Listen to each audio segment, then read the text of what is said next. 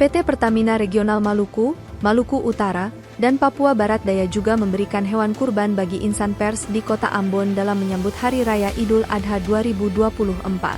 Penyerahan secara simbolis berlangsung di Jalan M. Putuhena, Desa Wayame, Kecamatan Teluk Ambon, Ambon tepat di Depot BBM Pertamina Wayame, Rabu 12 Juni 2024. Area Manager Kom Rel CSR Papua Maluku, Edi Mangun, menjelaskan bahwa pemberian hewan kurban tersebut merupakan wujud kepedulian dan rasa syukur perusahaan terhadap media dan masyarakat. Bantuan ini, menurut Edi, merupakan upaya bersama dalam berbagi kebahagiaan di tengah perayaan Idul Adha. Bantuan tadi diberikan ke kawan-kawan. Baik, pertama alhamdulillah ya kami di tahun ini menyalurkan bantuan sapi kurban kepada teman-teman media yang Maluku, kemudian Maluku Utara dan Papua Barat Daya. Ya, tiga.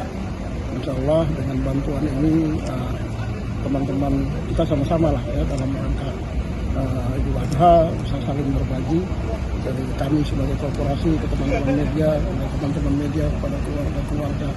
Nah, itu saja harapan kami dan mudah-mudahan ke depan ini bisa kami lakukan di teman-teman di wilayah yang lain.